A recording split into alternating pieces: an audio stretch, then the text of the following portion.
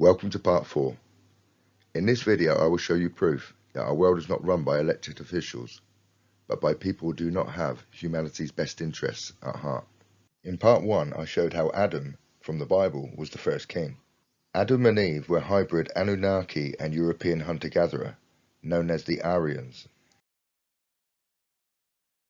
Eve's son Cain, the first murderer, was born from a different father, the great serpent, otherwise known as Enki, the Sumerian god. Enki is the biblical Satan or Lucifer. The line of Cain survived through Japheth and Ham. On the left are traced Cain through Japheth to the Scythians and the Franks, to Emperor Charlemagne, and then to European royalty. This branch represents Lucifer, the female aspect, and right-wing politics.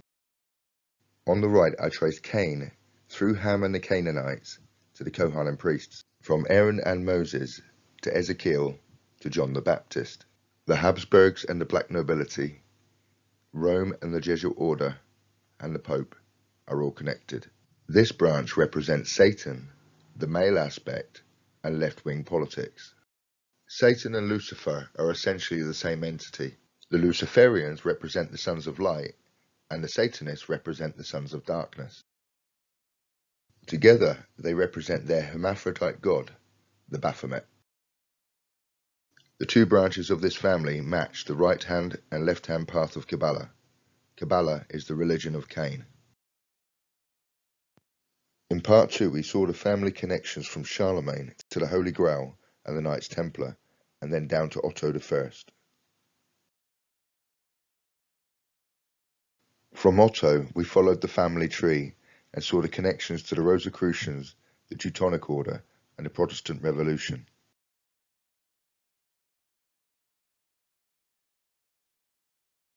As we move down the family tree, we see the same family connects to Freemasonry, the Bavarian Illuminati, the Rothschilds, the Jesuit Order, and the French Revolution.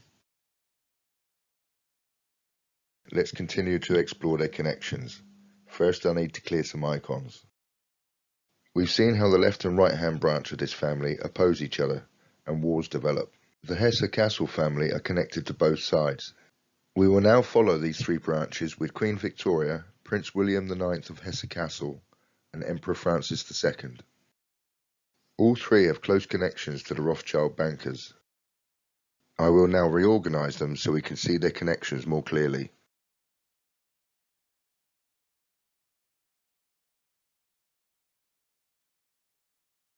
I have represented the different branches with different backgrounds. Sometimes it's difficult as they are interconnected. For the Rothschilds I chose a wall of a dungeon or castle. For the Jesuit Order Hapsburg Communist branch I chose blood red. And for the Royals I chose blue for the Blue Bloods. Thomas Davison started the Fellowship of the New Life in 1833. Like the secret societies before them, they wanted to create the perfect character, or the perfected man, and transform society. Some members became politically involved and created the Fabian Society to aid society's transformation. He believed that pure intelligence would lead to a better and higher society.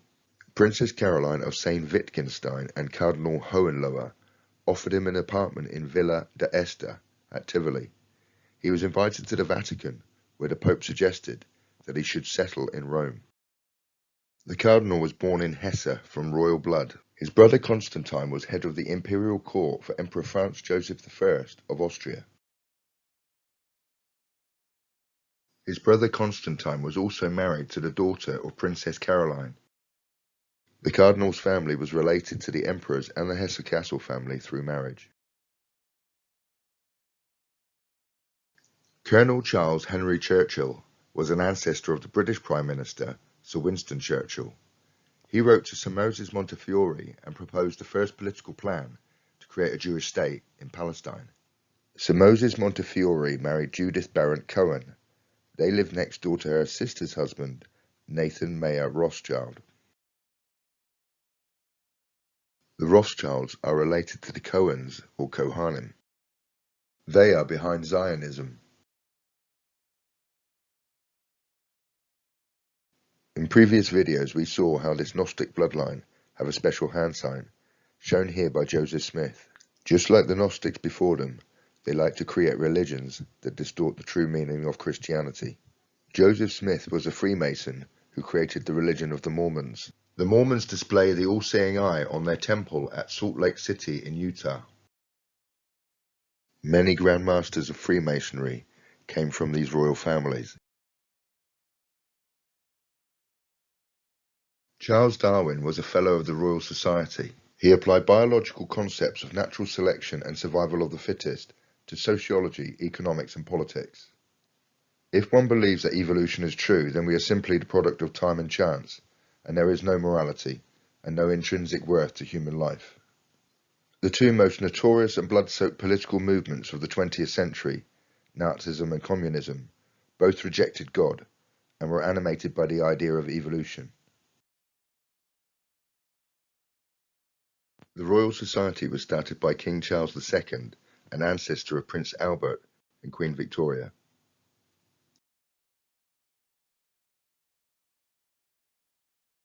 Marx wrote to Friedrich Engels that Darwin's Origin of Species is a book which contains the basis of natural history for our views. Marx joined the young Hegelians and took Friedrich Hegel's ideas to form his model of the problem-reaction solution. Using this method, society can be manipulated by creating a problem, waiting for the reaction, and then offering the solution. Marx believed the revolution that would destroy the state of socio-economic being was necessary to allow humanity to advance to the next stage. Communists are left-hand path Satanists, and Zionists are right-hand path Luciferians. In The Fiddler, Marx wrote, "Till heart's bewitched, till senses reel, with Satan I have struck my deal. He chalks the signs, beats time for me, I play the death march fast and free." Marx was educated at the Friedrich Wilhelm Gymnasium. The grammar school was founded in 1561 as a Jesuit school. As well as Zionism, the Rothschild and Cohen or Kohanim families are connected to communism, as they are related to Karl Marx. The second name from the bottom of the family tree is Henrietta Pressburg. She is the mother of Karl Marx. In his picture, he's using the hidden hand sign from Freemasonry. The Rothschilds and Cohens are related to Karl Marx, the founder of communism and trained by the Jesuit Order. The Hapsburg Jesuit Order side represents Satan and left-wing politics. Charles Darwin was a direct influence on his cousin, Sir Francis Galton. Galton coined the term eugenics and is considered by some to be the father of eugenics. He was a Freemason and members of his family included Fellows of the Royal Society. Albert Pike was the Sovereign Grand Commander of the Supreme Council of Scottish Rite Freemasonry in America. He was the founder of the Ku Klux Klan. He wrote a book about their ancestors, the Indo-Aryan gods that were worshipped in India. We covered the Aryans in part 1 and how they come from the royal bloodline of Cain and Seth. Gobineau wrote an essay on the inequality of the human races in 1855. In it, he gives away the fact that they see themselves as a genetically superior race above all races. But this modern racism saw not only people of dark skin as inferior, but also divided white people into races. Count Joseph Arthur de Gobineau's 1855 book on the inequality of the races based itself on research in philology and anthropology to argue that the white races are superior to the black and yellow, and that the Aryans are the superior race among white races. The white royal bloodline of Cain enslaved or destroyed humanity globally. They increased their wealth through the African slave trade and colonization, whilst the majority of white Europeans were serfs, servants, or sometimes slaves to these elite families. With surnames like Farmer, Miller, or Smith, it's obvious that the common white people had nothing to do with slavery or colonization. Now, ironically, they're using race to divide us. White privilege should be known as Aryan privilege. Gobineau's father was committed to restoring the House of Bourbon of Frankish origin. Gobineau claimed French aristocrats like himself were the descendants of Germanic Franks who conquered the Roman province of Gaul in the 5th century AD. He argued that the second estate, the aristocracy, was of Frankish blood, and the third estate, the commoners, were of Gaulish blood. He is best known for helping to legitimize racism by the use of scientific racist theory and racial demography, and for developing the theory of the Aryan master race. He claimed aristocrats were superior to commoners, and that aristocrats possessed more Aryan genetic traits because of less interbreeding with inferior races. Wagner used his newspaper to popularize Gobineau's racial theories in Germany. Many of Gobineau's ideas were incorporated into Wagner's later operas.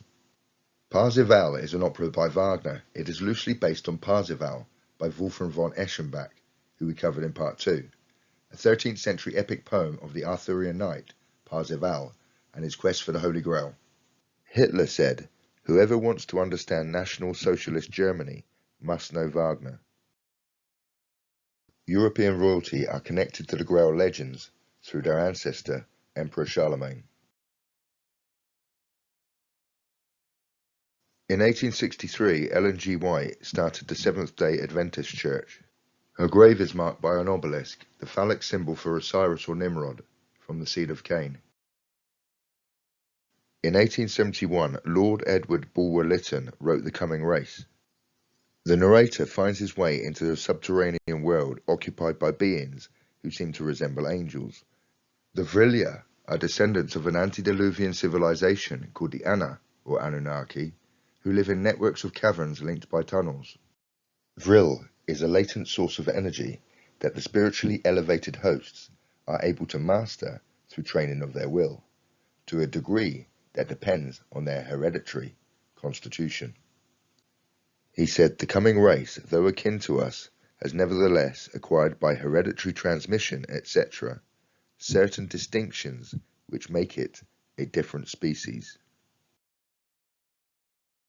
Evidence indicates he was a Rosicrucian. His grandson claimed he was a member. He wrote a book called A Rosicrucian Tale, and in a letter of 1870, he seemed to understand their secret symbols. He also wrote the rituals for the Hermetic Order of the Golden Dawn. Both families are connected to the Rosicrucians. The Kohanim are from the tribe of Levi.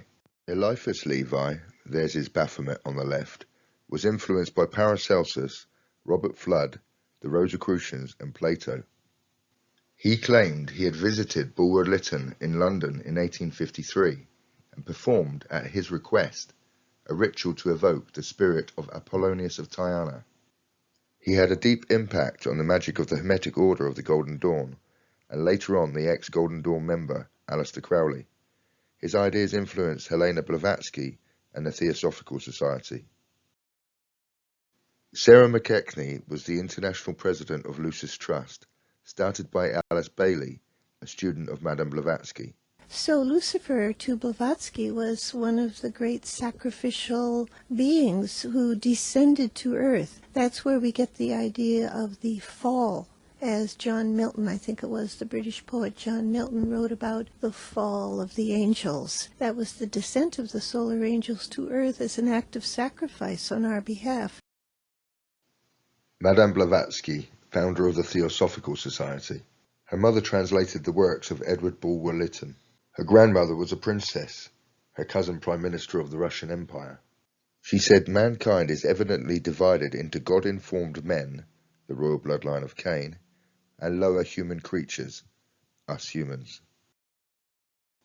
In her book The Secret Doctrine, she wrote, "The Aryan and their Semitic branch are of the fifth race." She also wrote, "The Jewish people are a tribe descended from the Chandalas of India, the outcasts, many of them ex-Brahmins who sought refuge in Chaldea, in Cinda, and Arya." The Theosophical Society was influenced by the Rosicrucians. This side of the family represent Lucifer.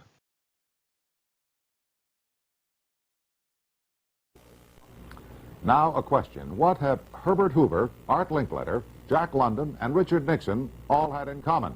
Well, they've all been members of the exclusive all-male Bohemian Club in California, where every year at this time the elite from around the country get together for 2.5 weeks of fun and games. Powerful American leaders who have been spotted at the Grove are Ronald Reagan, Dwight Eisenhower, Jimmy Carter, Newt Gingrich, and George Bush, Jr. and Sr. Above the entrance to Bohemian Grove or the Bohemian Club, it says, "Weaving spiders come not here."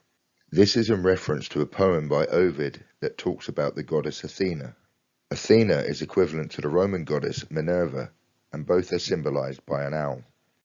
The Bavarian Illuminati also used the symbol of the owl, and had a degree of initiation known as the Minerval degree. The Bavarian Illuminati were connected to the ancestors of the British royal family, as are the members of Bohemian Grove, as you will see. The original owl goddess was the Sumerian Ishtar, also known as the Screech Owl.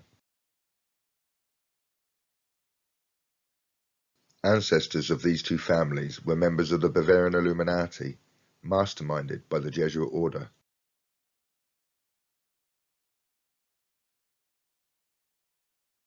In 1879, Charles Taze Russell started the Jehovah's Witnesses.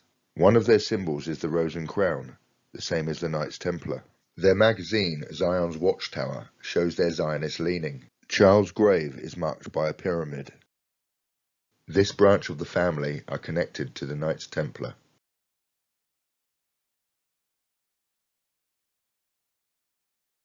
The Hermetic Order of the Golden Dawn based its rituals on the Rosicrucians. The founders claimed the ability to contact certain supernatural entities, known as the Secret Chiefs, that were considered the authorities over any magical order or esoteric organization. The Hermetic Order of the Golden Dawn was influenced by the Rosicrucians.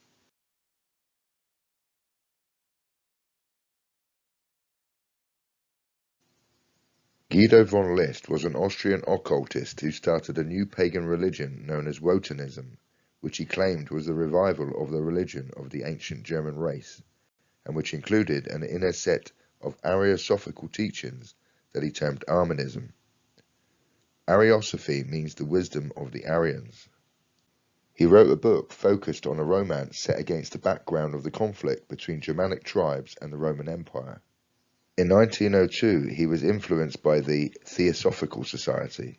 His works influenced groups such as the Germanenorden, and through those exerted an influence on the Nazi Party and the SS. Lance von Liebenfels was an Austrian political and racial theorist and occultist, a pioneer of Ariosophy.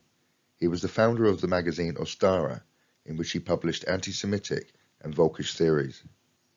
He became a monk in the Cistercian order in 1893.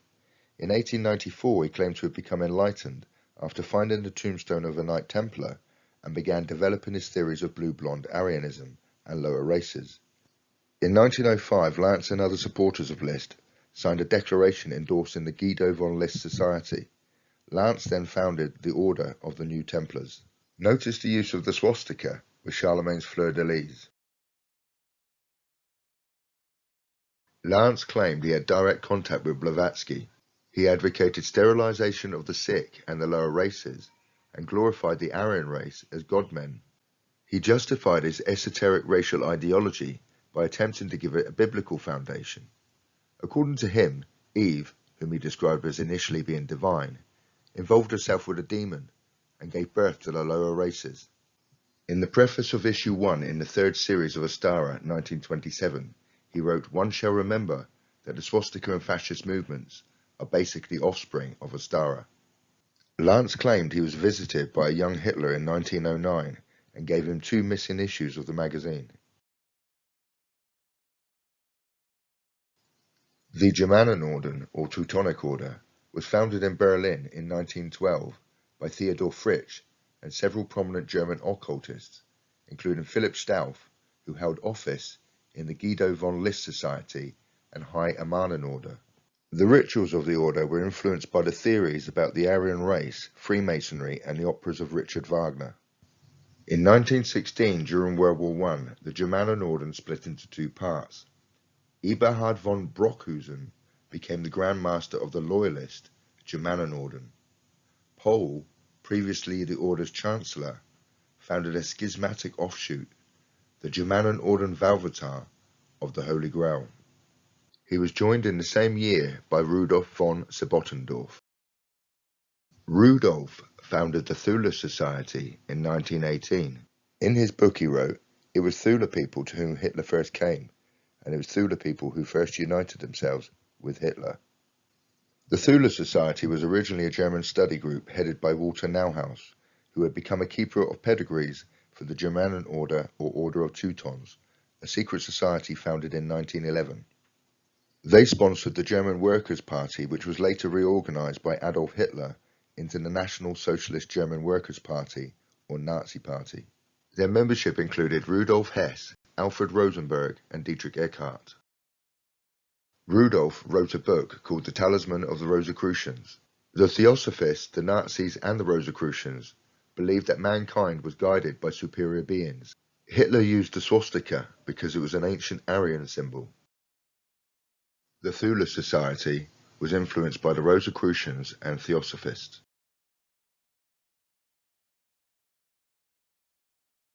Aleister Crowley was born to a wealthy family.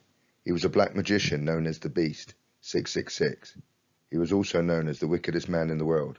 He used the phrase "do what thou wilt," originally used by the Hellfire Club, and now promoted by Jay-Z. He was initiated into the Hermetic Order of the Golden Dawn.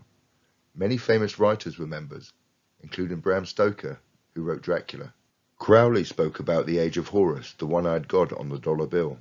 It's the same thing as the Age of Aquarius, or the New Age, or the New Order of the Ages, or the New World Order, or the Great Reset.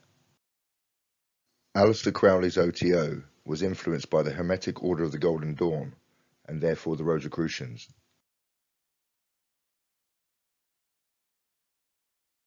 The Fabian Society started in 1884.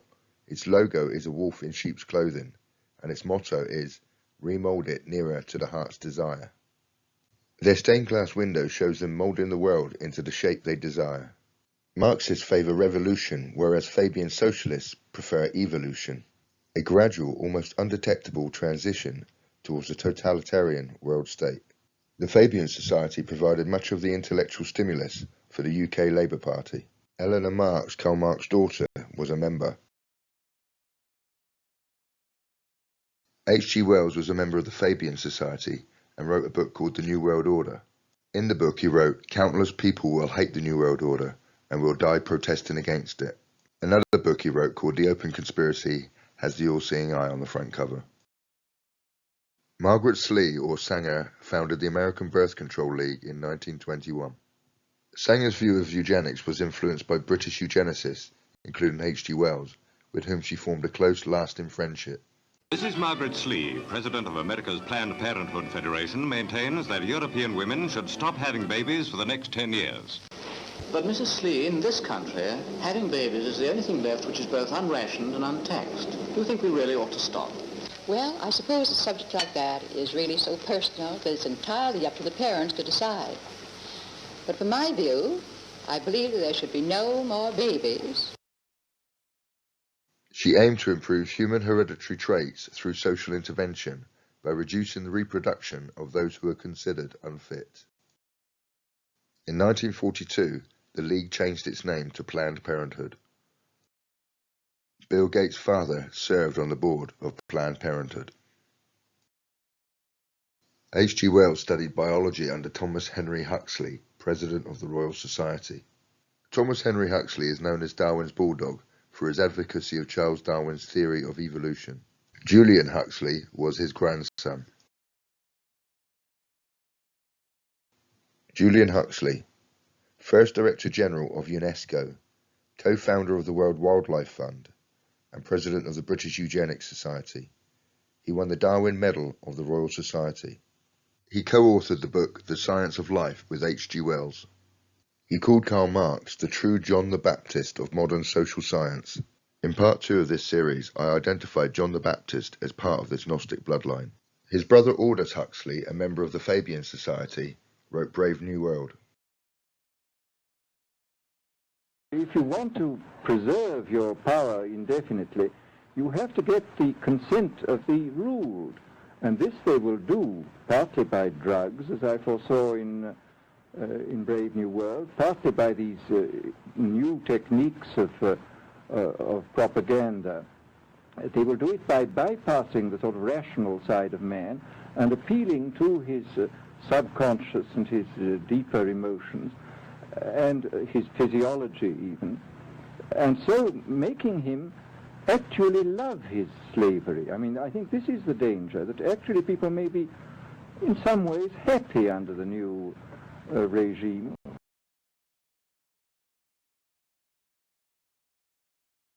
Aldous Huxley taught George Orwell at Eton College. Orwell was connected to the Fabian Society. His wealthy great-grandfather was married to a lady who was a daughter of an earl who had income from plantations in Jamaica. H.G. Wells, George Orwell, and Aldous Huxley weren't writing fiction or trying to warn us. They were part of the plan. Bertrand Russell. It is to be expected that advances in physiology and psychology will give governments much more control over individual mentality than they now have, even in totalitarian countries. Fichte laid it down that education should aim at destroying free will, so that after pupils have left school, they shall be incapable throughout the rest of their lives of thinking or acting otherwise than as their schoolmasters would have wished. But in his day, this was an unattainable idea. What he regarded as the best system in existence produced Karl Marx. In future, such failures are not likely to occur where there is dictatorship. Diet, injections and injunctions will combine from a very early age to produce the sort of character and the sort of beliefs that the authorities consider desirable, and any serious criticism of the powers that will become psychologically impossible. Even if all are miserable, all will believe themselves happy because the government will tell them that they are so. Bertrand Russell once said, "If a Black Death could be spread throughout the world once in every generation, survivors could procreate freely without making the world too full." His grandfather was former Prime Minister Earl Russell. His father, John Russell, Viscount Amberley, was known for his active support of birth control. George Bernard Shaw. He discovered the writings of Karl Marx in 1883 and joined the Fabian Society the following year. He moved away from Marxism and became an apostle of gradualism, largely accepting the principle of permeation, the notion whereby socialism could best be achieved by infiltration of people and ideas into existing political parties. In 1885, he recruited Annie Besant into the Fabian Society. Annie Besant was president of the Theosophical Society in 1907. She was from noble stock. Her great-uncle was Sir Matthew Wood, 1st Baronet, Lord Mayor of London. In 1877, she was prosecuted for publishing a book by birth control campaigner Charles Knowlton. She was a leading speaker for both the Fabian Society and the Marxist Social Democrat Federation. She established the first overseas lodge of co-Freemasonry, which is Freemasonry for women. Over the next few years, she established lodges in many parts of the British Empire. Annie Besant gives us a link between the Fabian and Theosophical Society. We also saw links between the Royal Society and the Fabian Society. Alice Bailey joined the Theosophical Society in 1917. She was from the aristocratic La Trobe Bateman family, with members in the Royal Society. Her grandfather purchased Moore Park, where Charles Darwin was a frequent visitor and worked on the origin of species there. She was one of the first writers to use the term New Age. She wrote, "The Aryan root race is an emerging new race, and so a relatively new evolutionary phenomena." Alice and her husband Foster Bailey founded Lucifer Publishing in 1922. The name attracted too much negative attention, so they changed it to Lucis Trust.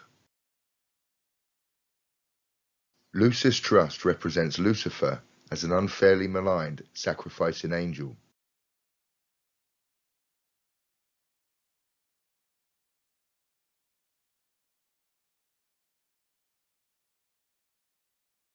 The Luciferian branch believe in ascended masters.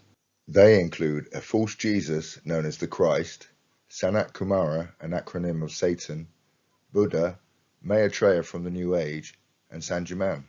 The Great White Brotherhood, in belief systems akin to Theosophical and New Age, are said to be supernatural beings of great power who spread spiritual teachings through selected humans. And those alleged humans include Helena Blavatsky, Aleister Crowley, and Alice Bailey. Lucis Trust is registered as a non-government organisation and has consultative status at the United Nations.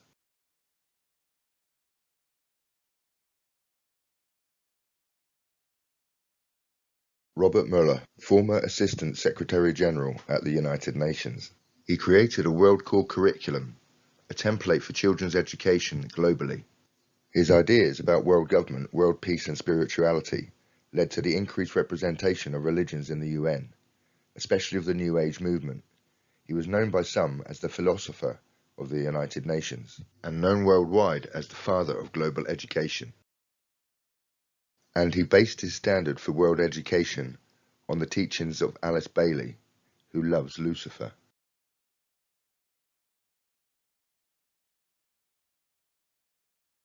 Alice Bailey loved Lucifer, so whose new world order is it? In her book, The Externalization of the Hierarchy, she wrote the New World Order will be founded on an active sense of responsibility. The rule will be all for one and one for all. This attitude among nations will have to be developed. It is not yet present. Edward Bernays, a master of manipulation and the father of public relations. He learned his techniques from his uncle, Sigmund Freud. He described the masses as irrational and subject to herd instinct, and outlined how skilled practitioners could use crowd psychology and psychoanalysis to control them in desirable ways. In 1918, political correctness was born in the Frankfurt School, a school of social theory and critical philosophy associated with the Institute for Social Research at Goethe University, Frankfurt. They based their ideas on Freud, Marx, and Friedrich Hegel. Critical theory means the Western Marxist philosophy of the Frankfurt School, developed in Germany in the 1930s and drawing on the ideas of Karl Marx and Sigmund Freud. Critical race theory comes from critical theory. The following message was on the Black Lives Matter website, but has since been removed. We disrupt the Western prescribed nuclear family structure requirement by supporting each other as extended families and villages that collectively care for one another. We actually do have an ideological frame. Myself and Alicia in particular are trained organizers. We are trained Marxists. We are super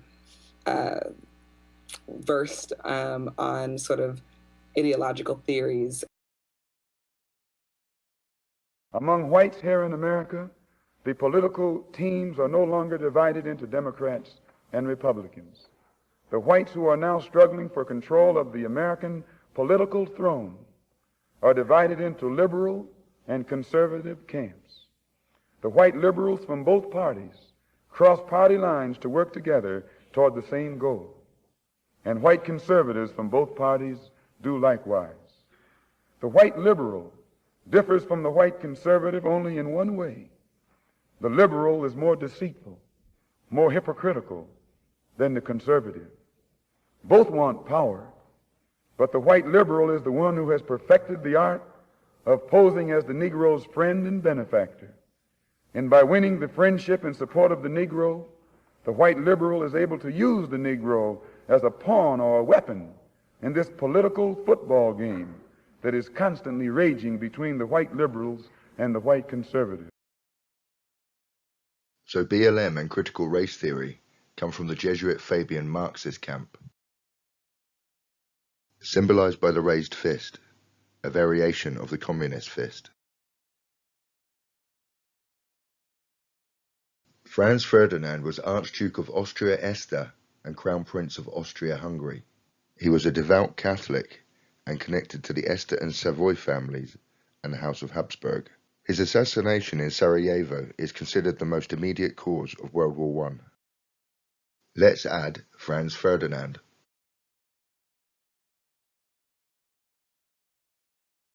The League of Nations was started in 1920, the first of 3 steps towards global government. Within a fortnight of the war's breaking out, Goldsworthy Lois Dickinson drew up the idea of a League of Nations. With Lord Breese, he formed the Breese Group, which established the League of Nations, and then merged into the Fabian Society Research Committee. Kaiser Wilhelm, the German Emperor, was the eldest grandchild of Queen Victoria. His turbulent reign culminated in Germany's guarantee of military support to Austria-Hungary during the crisis of July 1914, one of the direct underlying causes for World War I. Let's add Kaiser Wilhelm.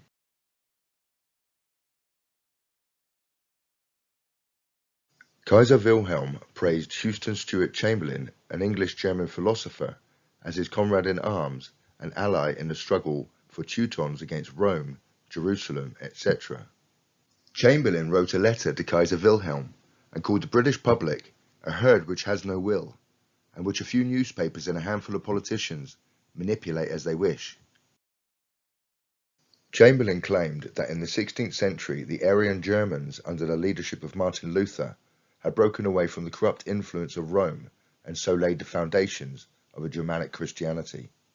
As part of their plans to destroy the Aryans, Chamberlain claimed that the Jews had founded the Roman Catholic Church, which only preached a Judaized Christianity that had nothing to do with the Christianity created by the Aryan Christ. He claimed that the natural and best form of government for Aryans was a dictatorship.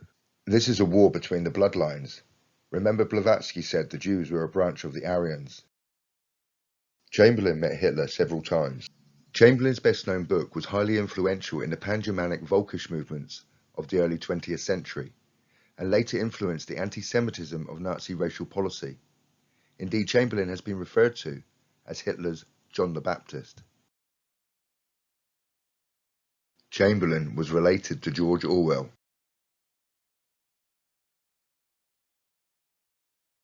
Chamberlain married the daughter of Richard Wagner, who married the daughter of Franz Liszt, who had a relationship with Princess Caroline. Olga Coudenhove-Kalergi joined the Chamberlain Circle, which met once a week to discuss his racial theories.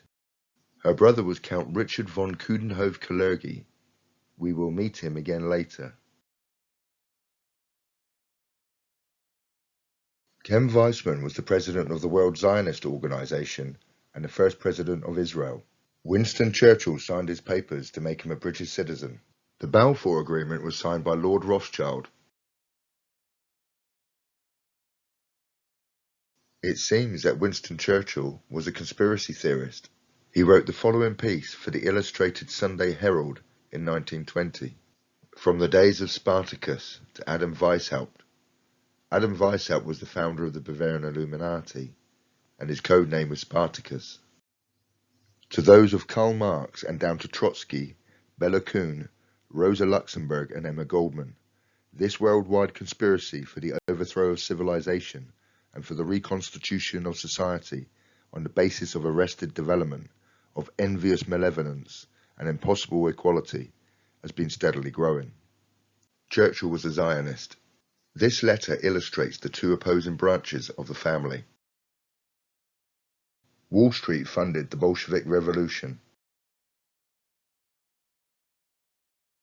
Решение о национализации этой библиотеки было принято советским правительством, первым советским правительством, и членами его являлись примерно на 80-85% евреи.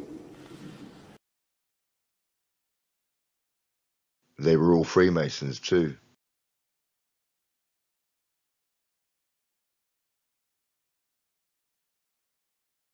Stalin attended Tbilisi Spiritual Seminary. From an interview Stalin gave in 1931, it appears the Jesuit Order ran the seminary. Curiously, he worked at Rothschild Refinery Storehouse. The Rothschilds shared a family home with the Schiffs in 1785. Jacob Schiff's daughter married Felix Warburg. Felix Warburg's daughter Carola married Walter Nathan Rothschild. Jacob Schiff financed Rockefeller's Standard Oil and Edward Harriman's railroads. Carroll Quigley was the librarian for the Council on Foreign Relations. He wrote, "For the first time in its history, Western civilization is in danger of being destroyed internally by a corrupt criminal ruling cabal, which is centered around the Rockefeller interests, which include elements from the Morgan, Brown, Rothschild, DuPont, Harriman, Kernloeb, and other groupings as well. This junta took control of the political, financial, and cultural life of America in the first 2 decades of the 20th century. In 1921, the Council of Foreign Relations was founded. Funding was provided by Jacob Schiff, John D. Rockefeller, and Paul Warburg. Warburg was known as the architect of the Federal Reserve. Carroll Quigley wrote, "The Council of Foreign Relations is the American branch of a society which originated in England and believes national boundaries should be obliterated and one world rule established." The Rothschilds are behind the Council on Foreign Relations and the Federal Reserve. The family could now control the global supply of currency, making humanity slaves to debt. 1923, the Pan-European Union was founded, dedicated to the idea of a European state. Funding was provided by Rothschild, Rockefeller, and Warburg. Otto von Hapsburg was the president of the International Pan-European Union from 1973 to 2004. He was the last Crown Prince of Austria-Hungary, head of the House of Habsburg-Lorraine, and sovereign of the Order of the Golden Fleece, the oldest and most eminent dynastic name in European history, and can trace his ancestry back to the 6th century. They held the title of Holy Roman Emperor almost continuously until the empire was dissolved by Napoleon. Count Richard von Coudenhove-Kalergi, a Freemason, was the organization's central figure and president until 1972. The Coudenhoves were counts of the Holy Roman Empire since 1790. He attended a Jesuit boarding school in Vienna. They are all connected to the European Union.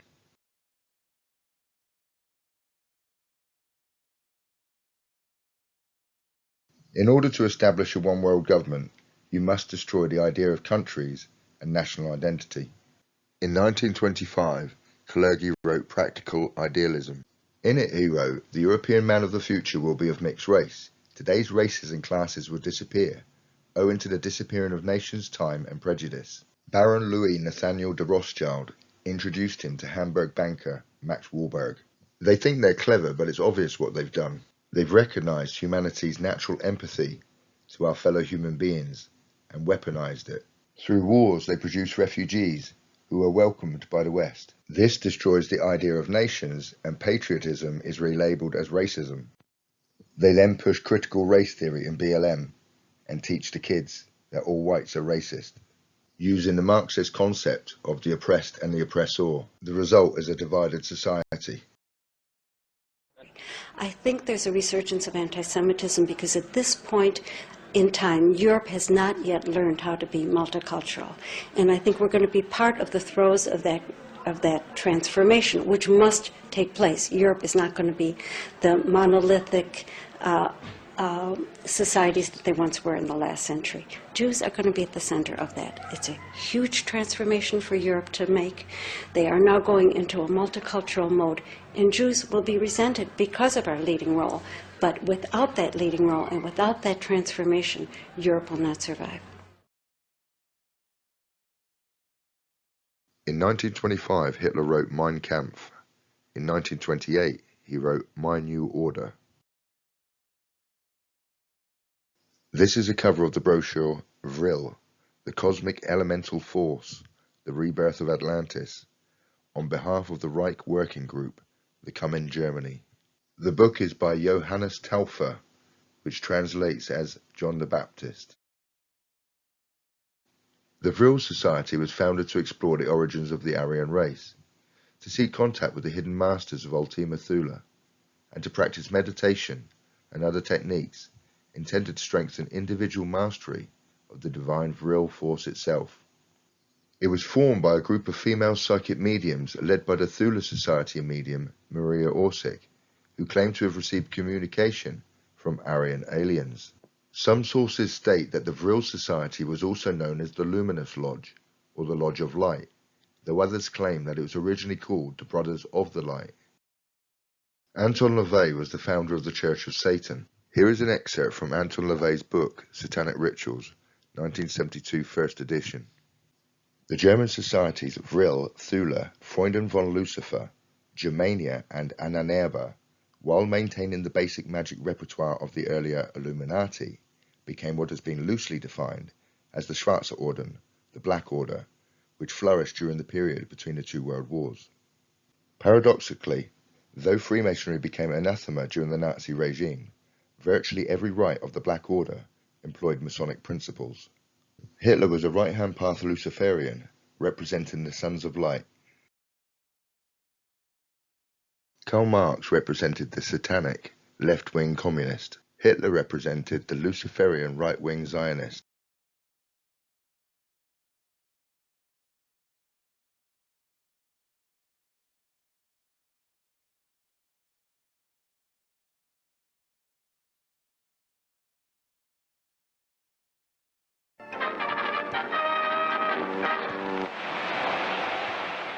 I appeared before the Congressional Committee, the highest representation of the American people, under subpoena to tell what I knew of activities which I believe might lead to an attempt to set up a fascist dictatorship.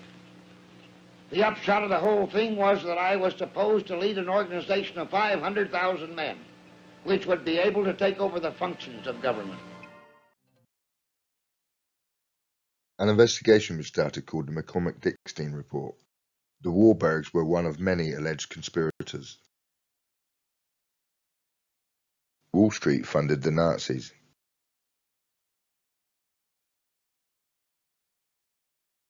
Let's add Nazism.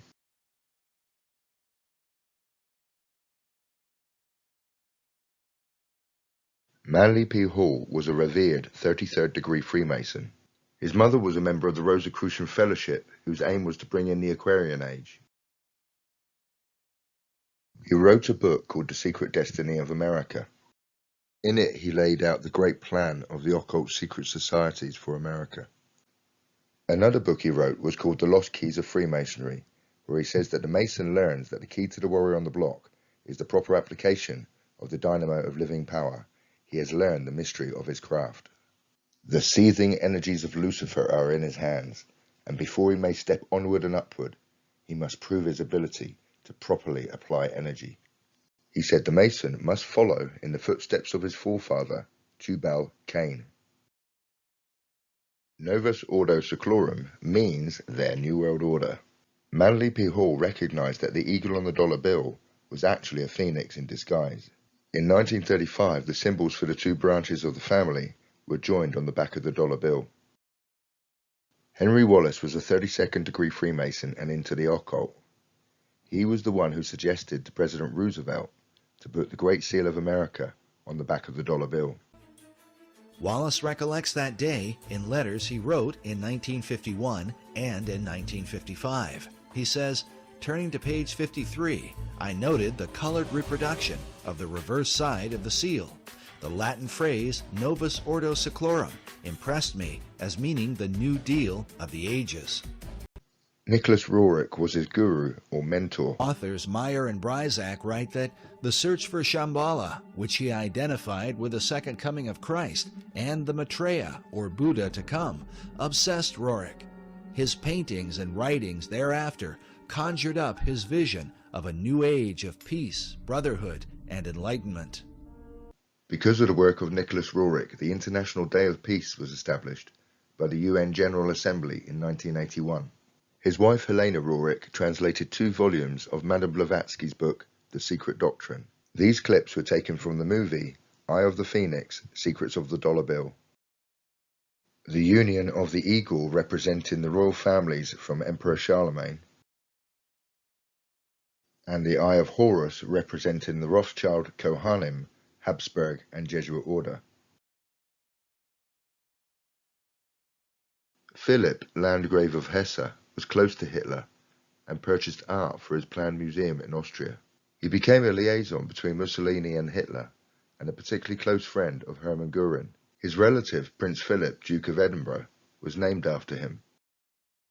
Philip was from the Hesse Castle family.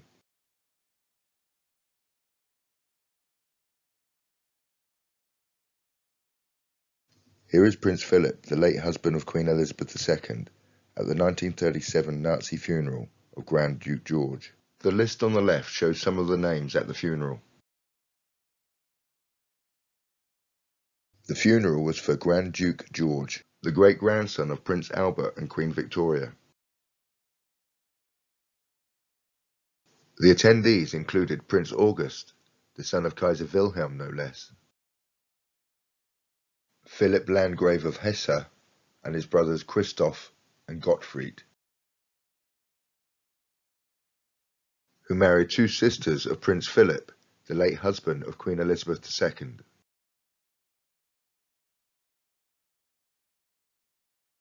Hitler chose Prince Alexander to succeed him as head man in Germany.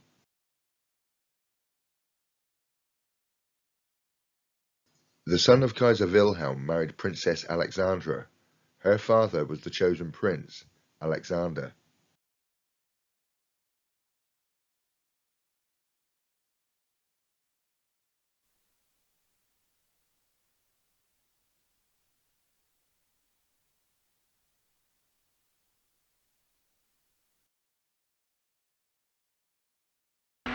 If you ask what we are actively fighting for under our charter, first, a social just white Gentile ruled United States. Second, Gentile controlled labor union free from Jewish Moscow directed domination. Hitler said, "I learnt much from the Order of the Jesuits. Until now there has never been anything more grandiose on the earth than the hierarchical organization of the Catholic Church. I transferred much of this organization into my own party. I am going to let you in on a secret. I am founding an order. In my burghs of the order we will raise up a youth which will make the world tremble." Adolf instructed his troops in evolution and had them provided with books by Darwin and Friedrich Nietzsche. The SS organization had been formed by Himmler according to the principles of the Jesuit Order. He copied the spiritual exercises of Ignatius of Loyola, the founder of the Jesuit Order.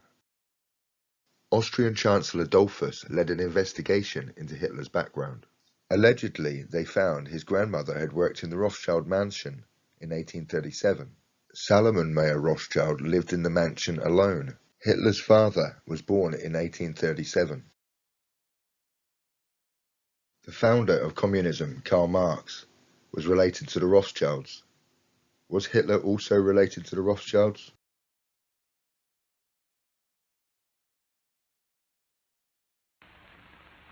Hitler has often protested that his plans for conquest do not extend across the Atlantic Ocean, but his submarines and raiders prove otherwise. And so does the entire design of his new world order. For example, I have in my possession a secret map made in Germany by Hitler's government, by the planners of the new world order. There have only ever been 45 presidents. Could Franklin Delano Roosevelt really be related to almost 25% of them? We reached out to the FDR library to find out more. Here's what we learned. On the Roosevelt side, he was related to just 2. Theodore Roosevelt, his 5th cousin, and Martin Van Buren. On the Delano side, he was related to 9 more. John Adams, James Madison, John Quincy Adams, William Henry Harrison, Zachary Taylor, Andrew Johnson, Ulysses S. Grant, Benjamin Harrison, and William Howard Taft. But he's also related to George Washington by marriage. FDR was also related to these famous historical figures: Winston Churchill, his 8th cousin once removed, Jefferson Davis, and Robert E. Lee. What a legacy!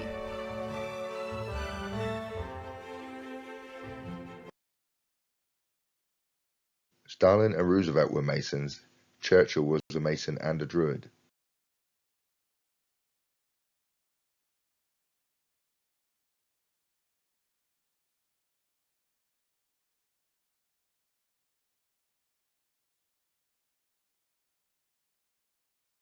Mussolini was a Knight of Malta and working for MI5, British intelligence. In 1942, the University of Berlin held a conference called the European Economic Community. They discussed Europe's economic new order.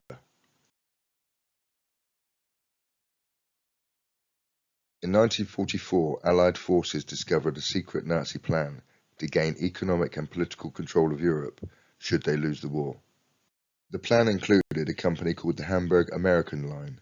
Prescott Bush, George Bush's grandfather and a member of Skull and Bones, was the director of the Hamburg American Line. The company had its assets seized under the Trading with the Enemy Act. In 1945, an investigation was held into IG Farben, the industrial arm of the German war effort. It revealed that Rockefeller's Standard Oil had given Germany the method for the production of isooctane and its utilization for motor fuels. World War II gave them the opportunity to create the United Nations, another move towards global government. David Rockefeller, in his autobiography, admits conspiring to create a one-world government. Roosevelt and Churchill both signed the Declaration by United Nations, and Rockefeller supplied the money to buy the land for the building. In 1953, John D. Rockefeller III started the Population Council.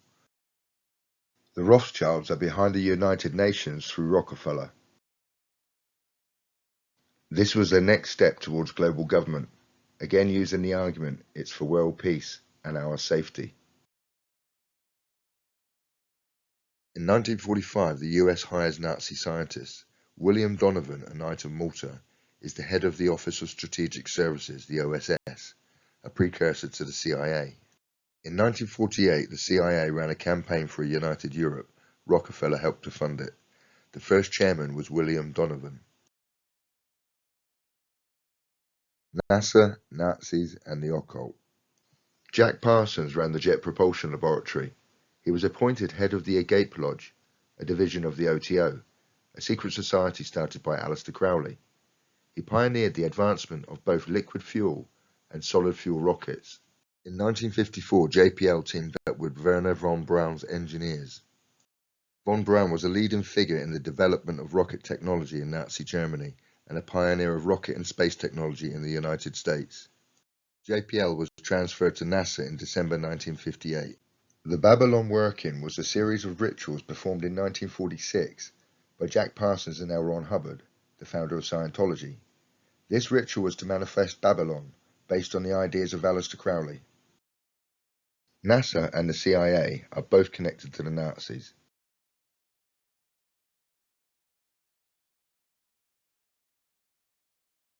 In Churchill's 1946 Zurich speech, he said, "Our constant aim must be to build and fortify the United Nations organization.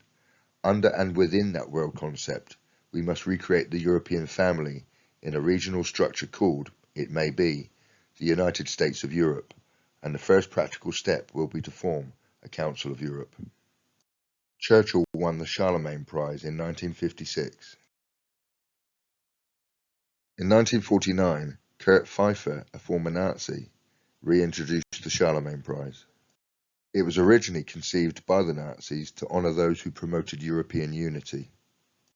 Charlemagne was seen by the Nazis as a unifier of the German tribes. Tony Blair, Bill Clinton, and Angela Merkel have received the prize. All members of the Bilderberg Club. Herbert Marcuse was a Fabian Marxist philosopher who believed that mass control was assured by enhancing the pleasure principle, making sure people are constantly titillated, distracted, infatuated with worldly stimuli, and able to satiate all their banal desires and cravings. The affluent society gives away its rights willingly, as long as sensual gratification is instantaneous, unhindered, and perpetual. He was associated with the Frankfurt School of Critical Theory. He studied at the University of Freiburg, a Jesuit university. The Mattachine Society was an early national gay rights organization in the United States. Communist and labor activist Harry Hay formed the group with a collection of male friends in Los Angeles. Herbert Marcuse saw Hay's growing network of gay activist cell groups as the army that would make his vision a reality in America. Hay's concept of the cultural minority came directly from his Marxist studies. Identity politics is once again designed to divide society into the oppressed and the oppressor. Harry Hay was from a wealthy family and seems to have been a member of the Agape Lodge, a branch of the OTO, a secret society started by Aleister Crowley. He was an active supporter of NAMBLA. I'll leave you to read what that is.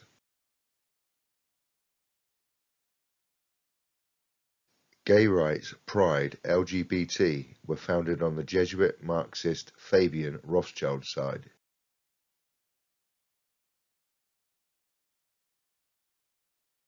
In 1953, the CIA started Project MKUltra. Its aim was to develop mind-controlling drugs. Techniques included the covert administration of high doses of psychoactive drugs, especially LSD and other chemicals, electroshocks, hypnosis, sensory deprivation, isolation, verbal and sexual abuse.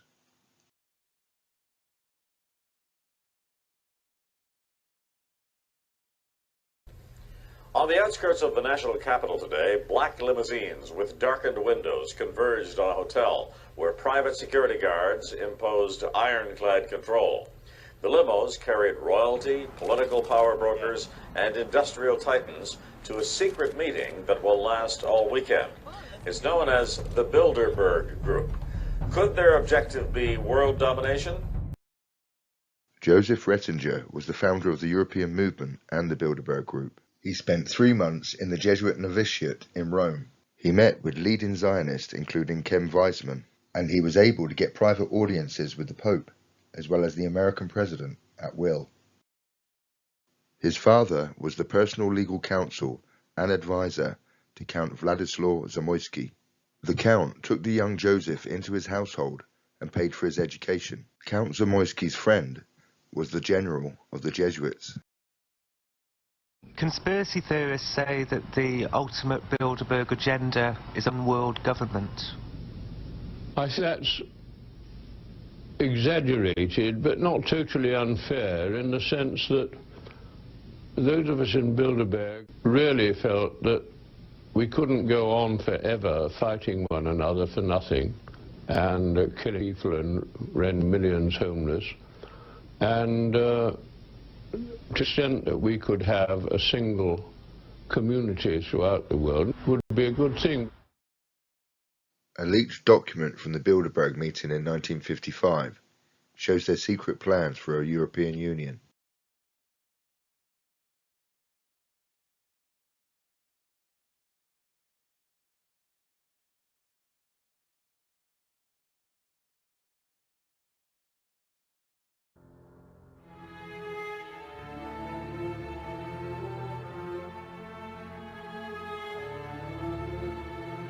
La questione delle nomine, molto importante. Oggi c'è sulle agenzie c'è un corollario di voci, di riunioni, non si sa nemmeno se dovrà esserci una riunione straordinaria a Bruxelles. Ma io mi domando una cosa, esaminando i nomi che circolano. Per esempio, mi limito a 3, Balkenende, Miliband e Van Rompuy. Ma è mai possibile che nessuno abbia osservato che tutte e 3 sono frequentatori delle riunioni vuoi del Bilderberg, vuoi della Trilaterale? Beh, io credo che si debbano stabilire dei principi di trasparenza, tanto sovente indicati a parole dalle nostre istituzioni, e si debba chiedere con chiarezza a queste persone se sono i candidati del loro paese nelle forze politiche o di questi gruppi occulti che si riuniscono a porte chiuse e decidono sulla pelle e sulla testa dei popoli.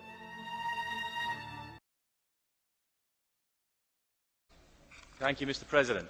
The Commission have recently replied to my written question confirming that Commissioners Almunia and Kroes attended the Bilderberg meeting in St. Moritz in June. The Commission cannot tell me details of what was discussed, but assure me that the Bilderberg meetings do not take decisions. If Bilderberg meetings are just talking shops, why do the most important and powerful figures from around the world, including George Osborne, the Chancellor of the Exchequer, bother to attend?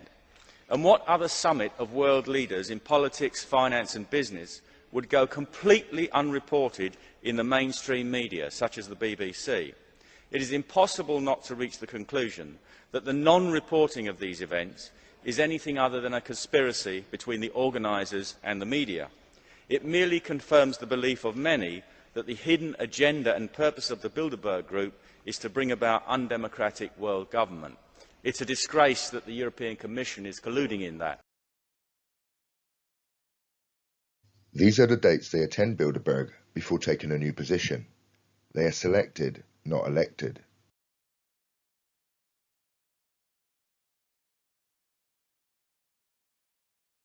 Baron Robert Rothschild helped to write the Treaty of Rome, the foundation of the European Economic Community. Walter Hallstein, a former Nazi, was the first president. What do you see as the biggest challenges in conservation? The growing human population. Because if where we are, there's nothing else. And do you have views about what should be done about that? Can't you guess? The World Wildlife Fund has all our favourites. Nazi Prince Bernhard from the Bilderberg Group, Julian Huxley, eugenicist and brother of Aldous Huxley, who wrote Brave New World, and Godfrey Rockefeller.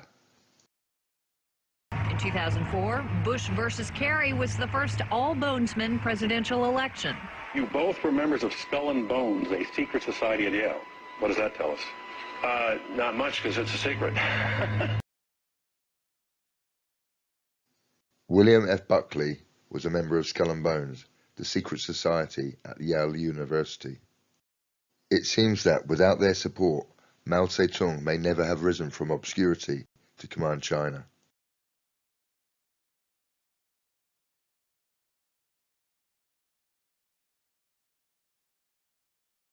The Church of Satan was founded in 1966 by Anton LaVey. He wrote the Book of Belial in 1969. LaVey borrowed his writings from Aleister Crowley and included George Orwell in his book dedication. Movie star Sammy Davis Jr. was a member of the Church of Satan and a Knight of Malta. Here he is with Anton LaVey on the right and Michael Aquino on the left, military intelligence and involved in the Presidio affair, which involved children. Through politics, education and the media, they attempt to control your perception of reality. Let's take a look at some other famous names in the media. Guy Ritchie. He is Kate Middleton's sixth cousin. Madonna. She is Camilla Parker Bowles' ninth cousin, once removed. Celine Dion. She is Camilla Parker Bowles' ninth cousin, once removed. Celine Dion and the founders of this brand explained themselves in a CNN interview. Watch this. We're at Celine trying to shape the future of all human beings by saying, find your own individuality. We bring a new order. Hugh Grant. He is the Queen's ninth cousin, once removed. Paris Hilton. She is the Queen's 20th cousin. Uma Thurman. She is the Queen's 21st cousin, once removed. Tom Hanks. He's the Queen's 24th cousin. Brad Pitt. The Queen's 25th cousin, twice removed. In 1973, David Rockefeller and Zbigniew Brzezinski started the Trilateral Commission. He was the National Security Advisor for Jimmy Carter and educated at a Jesuit high school in Montreal. In his book, The Technotronic Era, published in 1970, he said the Technotronic Era involves the gradual appearance of a more controlled society. Such a society would be dominated by an elite, unrestrained by traditional values. Soon it will be possible to assert almost continuous surveillance over every citizen and maintain up-to-date complete files containing even the most personal information about the citizen. These files will be subject to instantaneous retrieval by the authorities. The Georgia Guidestones appeared in America in 1980. They were commissioned by the Rosicrucians.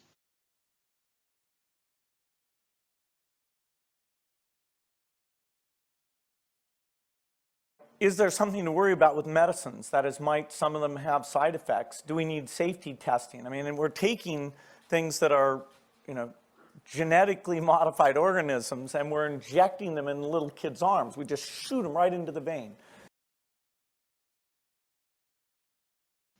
From 1989 to 2009, they all start talking about the New World Order. 2009 is when the financial crash occurred with the bank bailouts. Their new catchphrase becomes global governance, crypto language for global government. The Western Dragon Kings intentionally hand financial power to the Eastern Dragon Kings. I think even that does not describe why the world has changed so much and why the world has turned so much toward a new world order and a new kind of civilization. A new world order. A world where the rule of law, not the law of the jungle, governs the conduct of nations. Today we must develop federal structures on a global level. To deal with world problems, we need a system of enforceable world law, a democratic federal world government. Good evening and congratulations, Walter, on receiving the World Federalist Association's Global Governance Award. France wishes to participate, not to give grand speeches or give lectures, but to lead a troubled world into a new era of world governance. امروز نظم ناعادلانه حاکم به پایان راه خود رسیده است. آشکارا روشن شده است که ما نیازمند یک نظم جدیدیم. I think a new world order is emerging, and with it the foundations of a new and progressive era of international cooperation. Novus Order Seclorum, a new order for the centuries, for the ages, forever.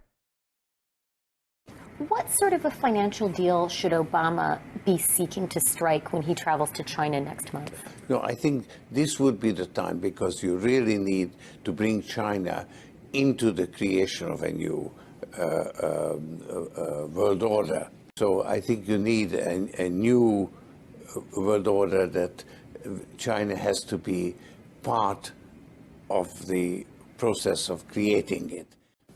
China will be the engine driving it forward, and the US will be actually a drag that's being pulled along through a gradual decline in the value of the dollar. So there would be a slow decline in the value of the dollar, a managed decline. And that would be the adjustment that it needs to be accomplished. Now, it could actually get out of hand. And certainly the fear of inflation will precede inflation itself. On the 24th of May 2020, this appeared on the United Nations New World Order website. It was quickly removed, but you can still find it on the archive.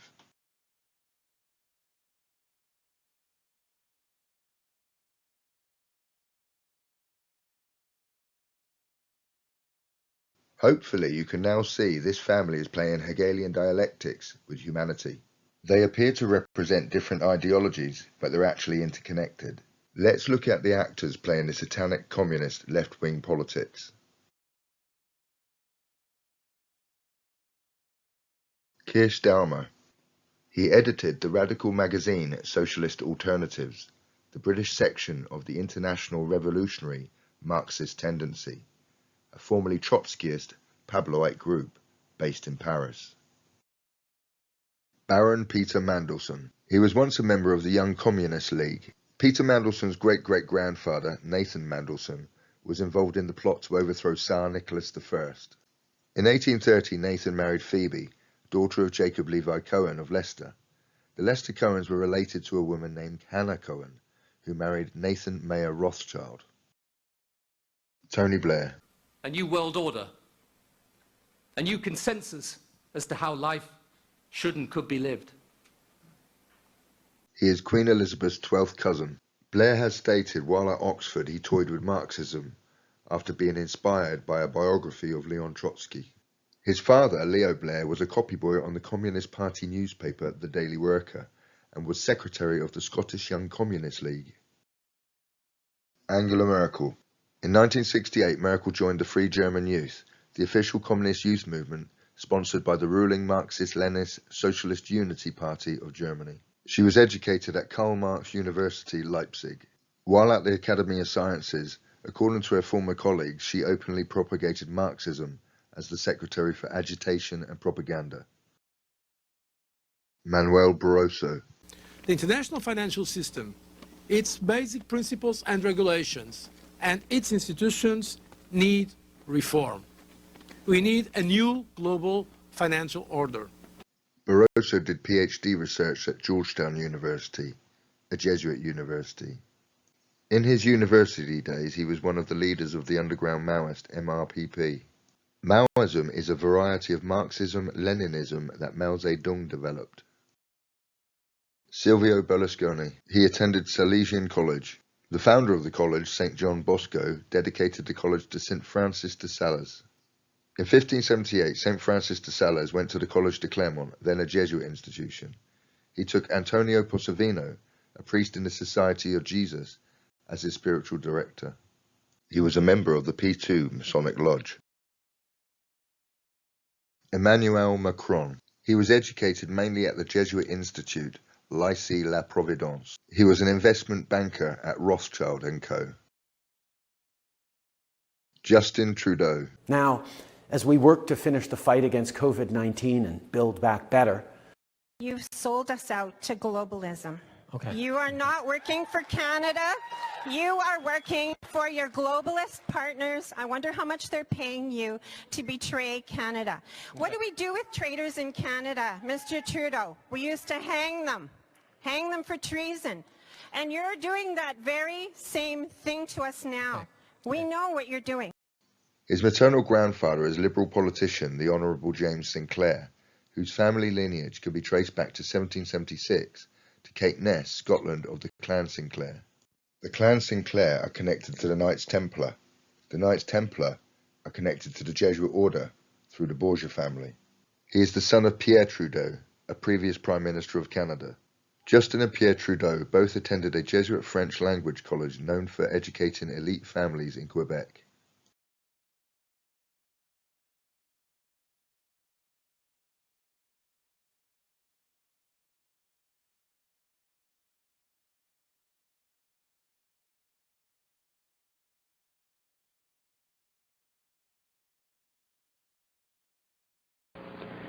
One of my sexual abusers at that time was the Prime Minister of Canada, Pierre Trudeau.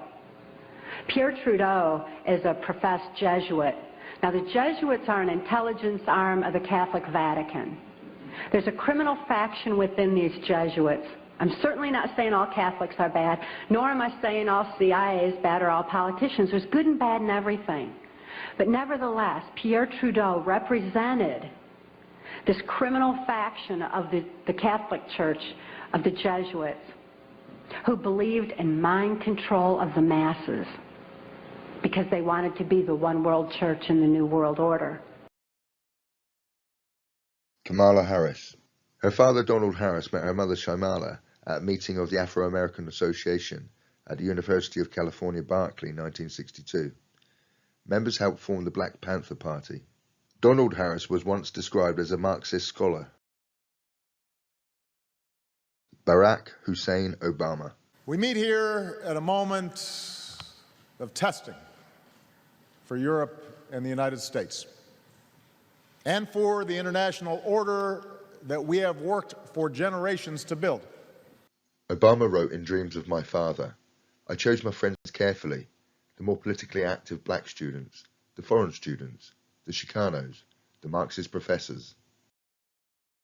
But one of the things I discovered is that Dick and Barack Obama are 8th cousins. A genealogist says Obama and Palin are 10th cousins through a common ancestor who lived in the 17th century.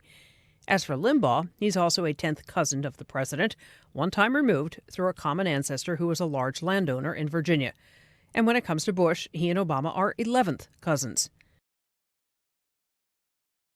John Kerry. Never before has a new world order had to be assembled from so many different perceptions, or on so global a scale. He attended Boston College Law School, a private Jesuit research university. His grandparents changed their name from Cohen to Kerry when they migrated to the United States. He is from the Kohanim priest bloodline. Bill Clinton. After 1989, President Bush said, and it's a phrase that I often use myself, that we needed a new world order. He attended Georgetown University, a private Jesuit research university. Joe Biden. The affirmative task we have now is to actually create a new world order. He attended Archmere Academy in Claymont, founded in 1932 by the Norbertine religious order. Norbert was a friend of St. Bernard of Clairvaux, an important figure in the formation of the Knights Templar. Dominic Strauss-Kahn, a derivative of Cohen. He was an activist member of the Union of Communist Students. And now for the actors representing the Luciferian, Zionist, fascist, right-wing politics. You will see more royal connections on this side. George Osborne. He is the 18th Osborne Baronet of Ballantaylor and Ballylemon. He is a member of the Bilderberg Club and the Bullingdon Club, and therefore buddies with the Rothschilds. Jeremy Hunt. A report from Royal Central has revealed Foreign Secretary Mr. Hunt is the Queen's fifth cousin. He's a member of the Bullingdon Club, and therefore buddies with the Rothschilds. David Cameron. His great-great-grandfather Emil Levita was from the Levi tribe. He is a Cohen from the Kohanim priest bloodline. He is the Queen's fifth cousin, twice removed through King William IV. David Cameron and Boris Johnson are eighth cousins through King George II. He also descends from the Earls of Fife, who fought the English at the Battle of Bannockburn and were involved in crowning Robert the Bruce. The Knights Templar were reported to be at the Battle of Bannockburn. The Earl of Fife was the first signatory of the Declaration of Arbroath. Here is a list of Cohens with powerful positions in global politics.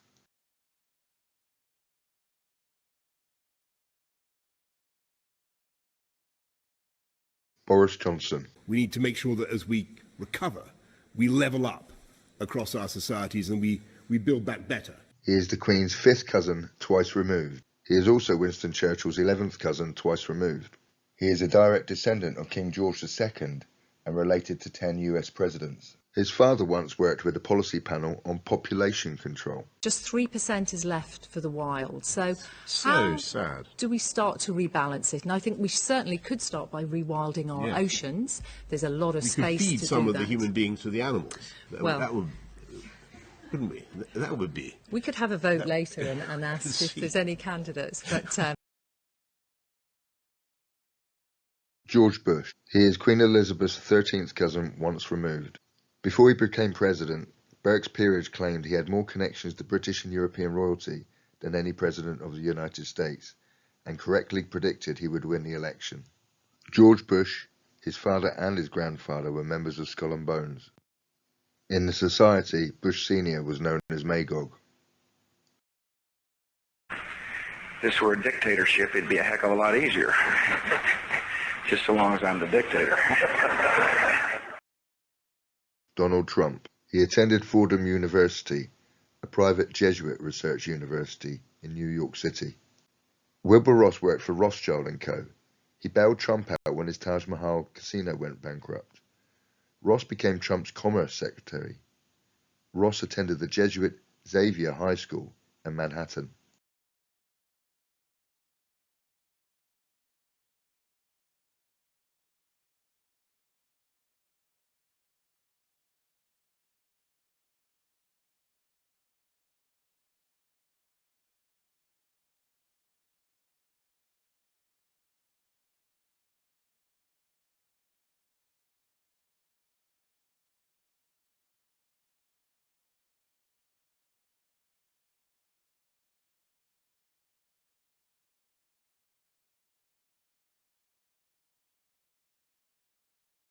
Here we can see both sides of the family sharing power, but ultimately masterminded by the Jesuit Order.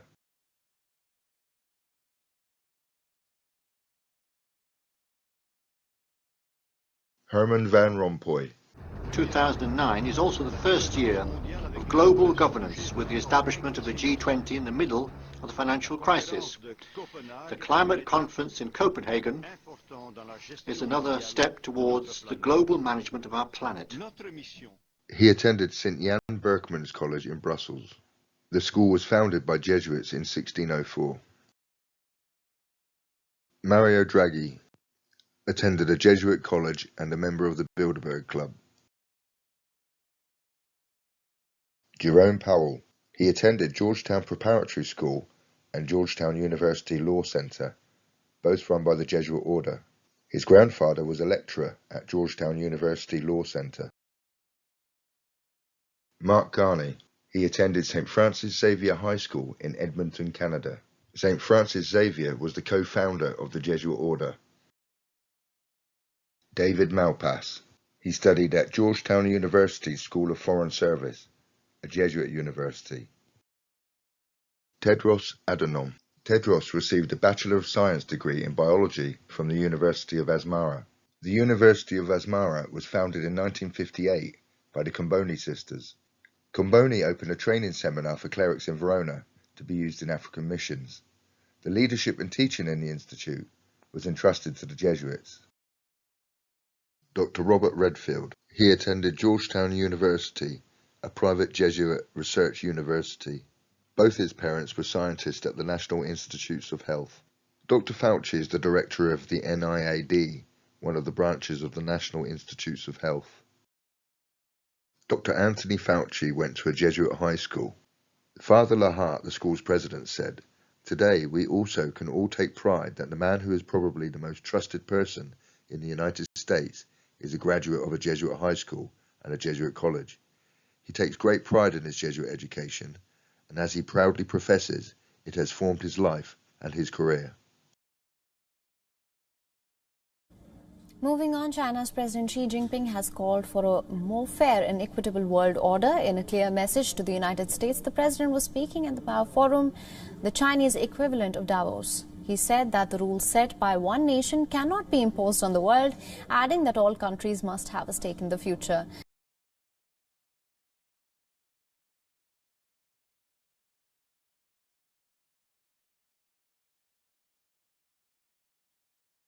Klaus Schwab. The future is not just happening. The future is built by us, by a powerful community as you here in this room. He holds doctorates from the University of Freiburg. The roots of the university can be traced back to 1580, when a Jesuit founded the college. Klaus was a former member of the steering committee of the Bilderberg Group. Here is Klaus Schwab speaking to David Gergen, former presidential advisor and member of the Bohemian Club. When I mention now names like Mrs. Merkel, even Vladimir Putin and so on, they all have been young global leaders of the World Economic Forum. But what we are very proud of now is the young generation, like Prime Minister Trudeau, President of Argentina and so on, that we penetrate the cabinets. So yesterday I was at a reception for Prime Minister Trudeau, and I know that half of this cabinet, or even more half of this cabinet, are actually young global leaders of the World Economic Forum. And that's true in Argentina too. Wow. Yeah. Sorry. That's true in Argentina as well. It's true in Argentina, and it's true in France now. I'm with the president, who is a young global leader. But what is important for me is those young global leaders have an opportunity to come here. And we, in addition to the young global leaders, we have now the global shapers in 450 cities around the world. People from around the world come here to exchange ideas and insights which will broaden their vision. This makes the WEF annual meeting a cost-effective brainstorming event, which I would like to call Schwab economics.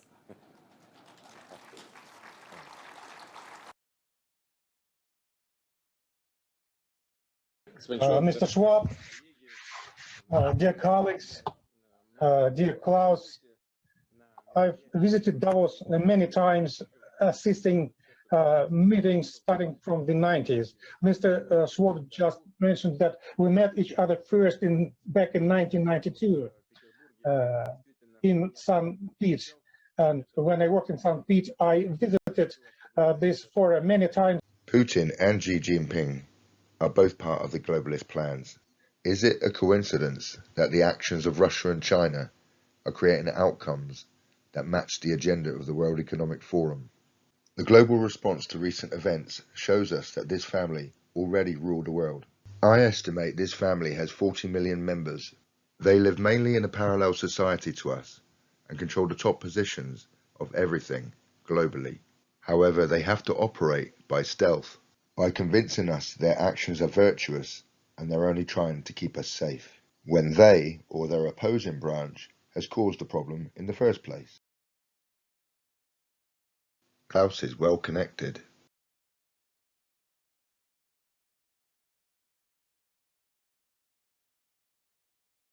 The second situation is that people assume we are just going back to the good old world which we had, and everything will be normal again in how we are used to normal, in the old fashion.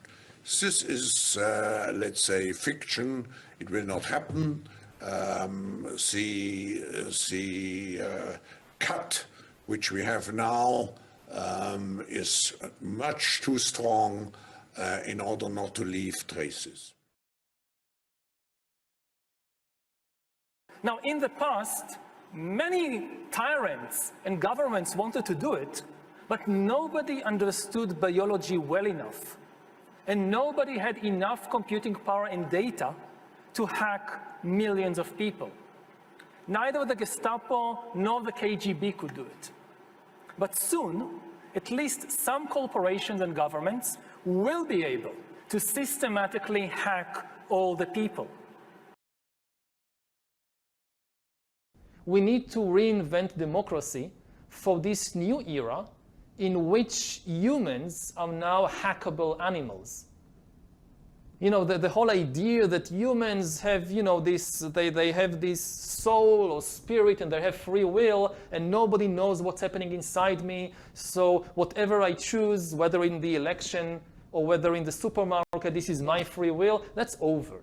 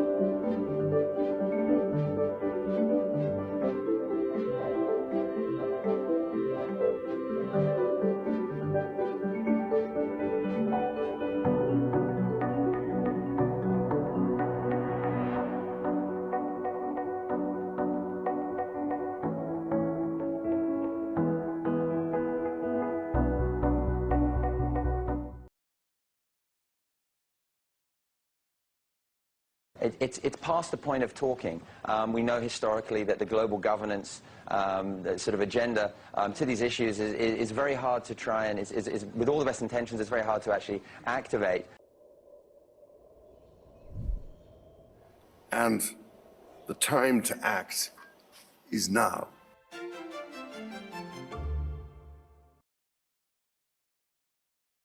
"92-year-old Father Luigi Battazzi is the last known survivor of a secret pact that experts say may have influenced Pope Francis. Signed 50 years ago at the time of Vatican II by Catholic bishops in this underground church in Rome. Called the Pact of the Catacombs, it vowed to create a poor church for the poor, the same church Pope Francis says he wants today. I always say that Pope Francis is the new Catacombs Pact. In the 1980s, Pope Benedict XVI tried to stop liberation theology, which he viewed as a form of Marxism. He said, the biblical concept of the poor provides a starting point for fusing the Bible's view of history with Marxist dialectic. It is interpreted by the idea of the proletariat in the Marxist sense, and thus justifies Marxism as the legitimate way of understanding the Bible. But Batazzi says the Vatican was too afraid of the political, especially Marxist connections, of aligning themselves too much with the struggles of the poor. Now, this pact is mysterious because after it was signed, it essentially went underground, and the promises it made were kept alive only by a few. Liberation theology emphasizes the liberation of the oppressed, with social concern for the poor, and political liberation for oppressed peoples. It also addresses the inequality of race. Like communism, it aims to divide society into the oppressed and the oppressor. Do the political movements of BLM, LGBT, transgender, and pro-choice make more sense now? Liberation theology was pushed by the Jesuit Order after the Second Vatican Council. The Jesuit Order popularized the phrase preferential option for the poor and justice in the world. And they also vowed to put pressure on international organizations to help change the economic structures which they said exploit the poor. These are all points that are remarkably similar to Pope Francis's agenda for the Church today. Dom Helder Camara, priest of the poor people, a self-identified socialist, and advocate of liberation theology. He attended all 4 sessions of the Second Vatican Council and played a significant role in drafting Gaudium et Spes. Gaudium et Spes represents the shift of the Church to its new globalized view of the world. It serves as the basis for multiculturalism in the modern Church and has become the basis of the Church's message to the world today. In 1965, Helder Camara was the leader of the 40 bishops who signed the Pact of the Catacombs. I give you one example which for me was probably a crucial moment in my life. I traveled for the first time to Brazil. I met a priest who was known at that time as the priest of the poor people. His name was Don Helder Camara. And he brought me to the favelas of Recife, and I was so shocked. And I said, I have to invite this bishop to Davos to tell the people what poverty is. So I invited him to the annual meeting in Davos. But then when I came back in Switzerland, I found out that actually he was forbidden at that time to speak in Switzerland because he was considered to be a communist. And I said, this is for me a test. But then I noticed that many companies told me, if you invite this person who is so much against business, we will not come to Davos anymore. And that's where I had to stand to my values, even at the risk that I would have to give up the World Economic Forum. Wow. But it went very well. I have to say, the audience in Davos listened to him. Although the two branches of this family appear to oppose each other, they are in fact united, left and right, male and female. They are opposing ideologies designed for a final outcome, represented by the work of the World Economic Forum and the plans for their Great Reset. These satanic communists have the power at the moment, but soon it will be the turn of the Luciferian Zionists, all masterminded by the Jesuit Order, the Rothschilds, and the demonic realm they communicate with.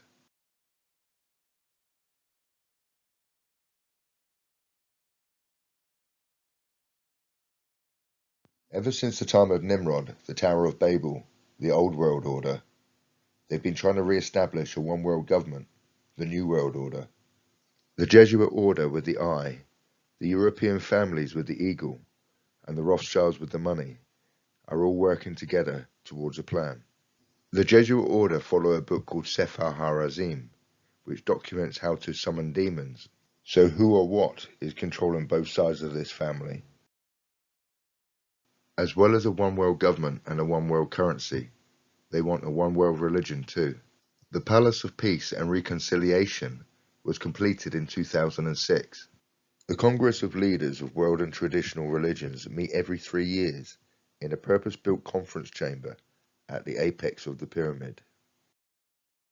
It's easy to find the bloodline of Cain. Just look for the abuse of children. Evil will cloak itself in virtue with honours, titles and outfits designed to impress. Bill Gates' wife, Melinda Gates. I still consider myself a practicing Catholic. My mom's great uncle was a Jesuit priest. Is there a lesson for you, for anyone else looking at this? Well, he's dead, so you know, in general, you always have to be careful. Jeffrey Epstein joined Bear Stearns in 1976 as a low-level junior assistant to a floor trader. He swiftly moved up to become an options trader, working in the special products division, and then advised the bank's wealthiest clients, such as Seagram president Edgar Bronfman. 4 more people have been arrested in connection to the alleged sex cult Nexium, including an heiress to the Seagram's liquor fortune. On Tuesday afternoon, Claire Bronfman was set to be arraigned in a Brooklyn federal court, while Nexium employee Kathy Russell and Nexium president Nancy Salzman and daughter Lauren Salzman were to appear in federal court in Albany. They were all charged with racketeering conspiracy. Previously charged were group founder Keith Raniere and Smallville actress Allison Mack. Nexium is an alleged barbaric secret society that branded victims with Raniere's initials and turned them into sex slaves. Matt Uris for CBSNewYork.com.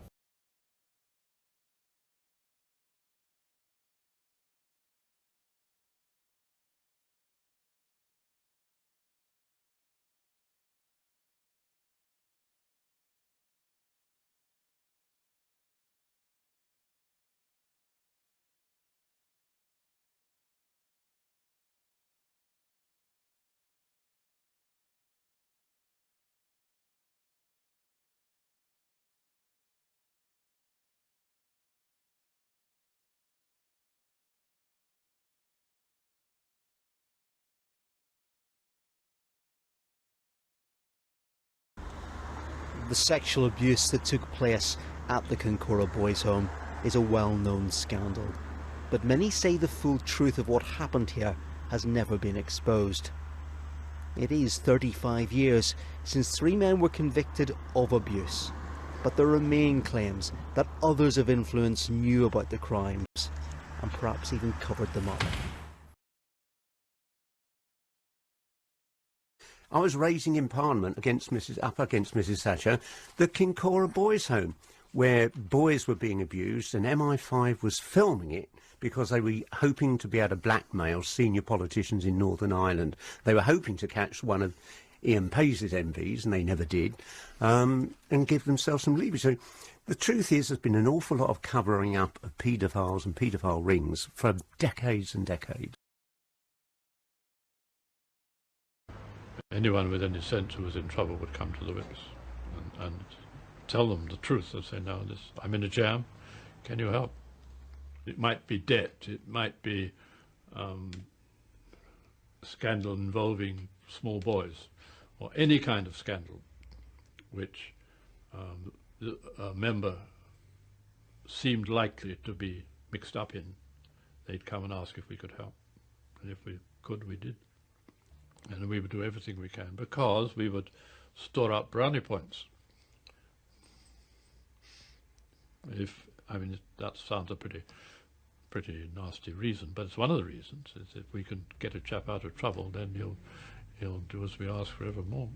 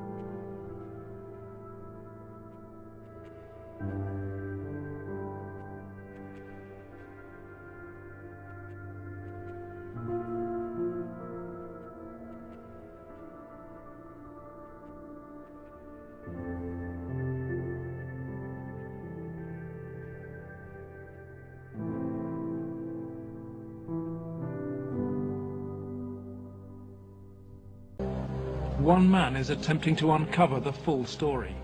John DeCamp is among the most highly decorated Vietnam veterans. A former Republican state senator in Lincoln, Nebraska, he is now a lawyer fighting the legacy of Lawrence King's evil network. It's a web of intrigue that starts in our Holy of Holies, Boys Town, Nebraska, one of the most respected institutions in the United States, and spreads out like a spider web to Washington, D.C., right up to the steps of the nation's capital, the steps of the White House, involves some of the most respected and powerful and richest businessmen in this United States of America. And the centerpiece of the entire web is the use of children for sex and drug dealing and drug couriers, the compromising of politicians, the compromising of businessmen, but worst of all, the corruption of key institutions of government that have the duty and responsibility to make sure these things never happen.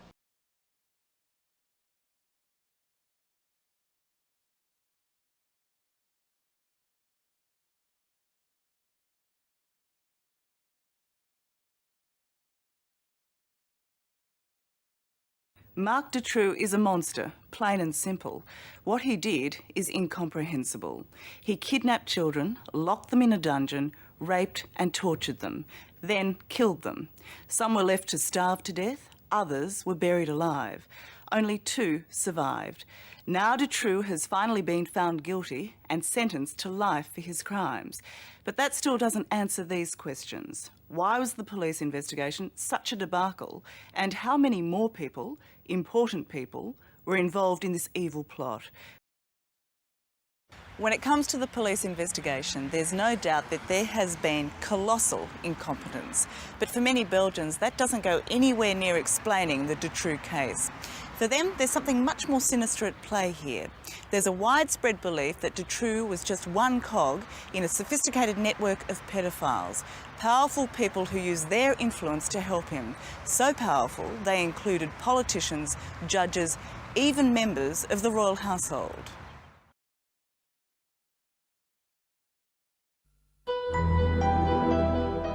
In 1996, this woman came forward to tell the Belgian authorities she'd spent her childhood years as the victim of a paedophile network. She described a world of organised sexual abuse, torture and even murder. It was terrible. You didn't believe your eyes.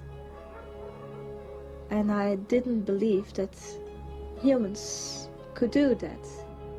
She talked of violent child sex orgies with politicians, judges and influential businessmen. To describe this story as horrifying would be an understatement. And if that sounds like a warning, then that's exactly what it's meant to be. It deals with the sexual abuse of children by satanic cults. And not only that, human sacrifices as well. We started investigating these secret satanic cults when a British Member of Parliament linked them with the ritual murder of children. During these ceremonies, was Satan, the devil, ever referred to? He was called Lucifer.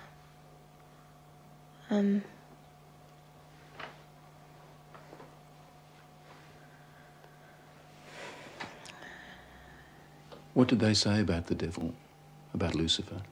That killing the people made him happy.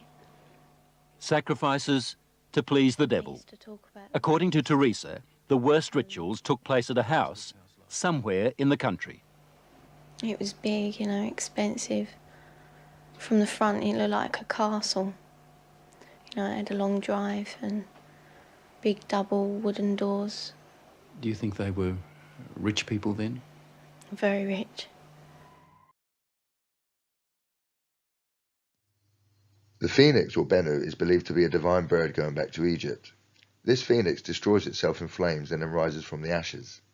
Most occultists believe that the phoenix is a symbol of Lucifer, who was cast down in flames and who, they think, will one day rise triumphant. This, of course, also relates to the rising of Hiram Abiff, the Masonic Christ.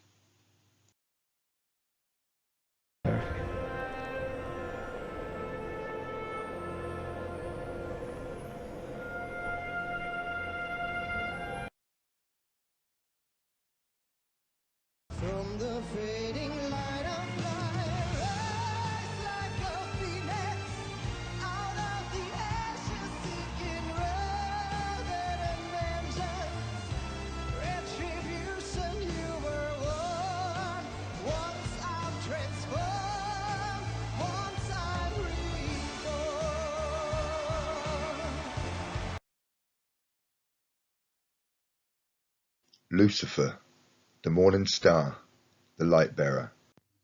Modern scholarship generally translates the term in the relevant Bible passage, Isaiah 14:12, as morning star or shining one.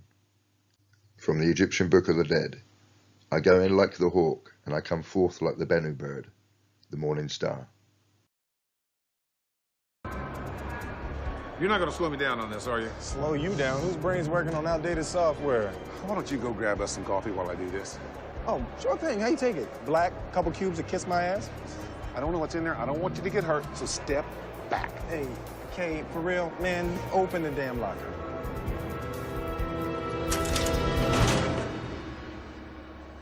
Kay, he's back! The light giver! All hail Kay! All hail Kay! Oh, Kay, can you see by the dawn's early... You are the man who would be king of the train locker.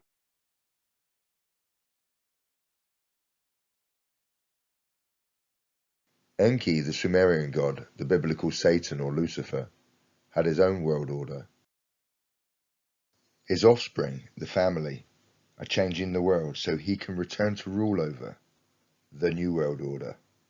In part 5 I will show you how they are planning the greatest deception of all.